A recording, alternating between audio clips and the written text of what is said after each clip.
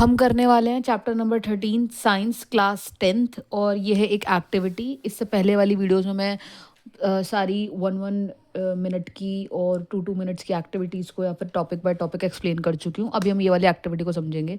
इसमें लिखा है a simple electric circuit in which a straight copper wire. एक सिंपल इलेक्ट्रिक सर्किट है जो एक स्ट्रेट कॉपर वायर में है, वो प्लेस्ड हो रहा है parallel and over a compass needle. और उसके साथ हमें यहाँ पे आपको क्या देखने को मिल रहा है, एक कंपास निडल देखने को मिल रही है। The deflection in the needle becomes opposite.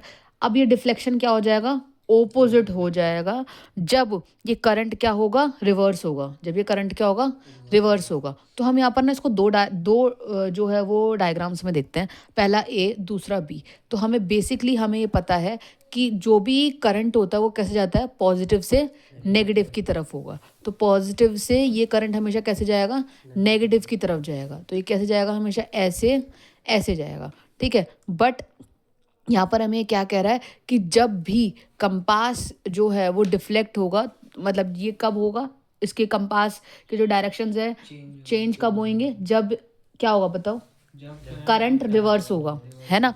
और ये कैसे होगा, उसके लिए हमें इसको समझने के लिए क्या पता होना चाहिए, डायरेक्शंस पता होना चाहिए, नॉर्थ वेस्ट ईस्ट साउथ, ठीक है। कुछ भी ऐसा समझ लो आप। तो हमें कैसे पता चलेगा, ये किस तरीके से पता लगेगा, मैं आपको वो बताती हूँ कि कैसे आपको ये चीज़ें समझ में आएंगी।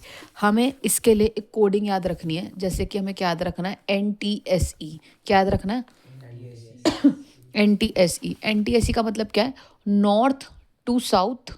साउथ से कहाँ मुड़ेगा, ये ईस्ट में मुड़ेगा, ठीक है। तो यहाँ पर सिर्फ इसको एक्सप्लेन करने का एक बहुत ईजीएस्ट तरीका है। आप अपने एग्जाम में भी या फिर अपने टेस्ट में भी इसको ऐसे एक्सप्लेन कर सकते हो। कैसे कर सकते हो कि जो डायरेक्शन है वो कैसे जाएगी, नॉर्थ टू साउथ, और फिर वहाँ से कहाँ जाएगी, डिफ्लेक्ट के लिए ईस्ट की तरफ होगी, है ना। तो ये कैसे होगा, नॉर्थ से साउथ की तरफ करंट जाएगा और कैसे जाएगा, ये फिर ईस्ट की तरफ जाएगा। ये मैंने आपको पीछे जो फर्स्ट पिक्चर थी उसमें मैंने एक्सप्लेन करा है, ठीक है। अब ऐसे ही जो पिक्चर बी थी, पिक्चर बी में क्या कह रहा है, यहाँ डिफ्लेक्शन होगा।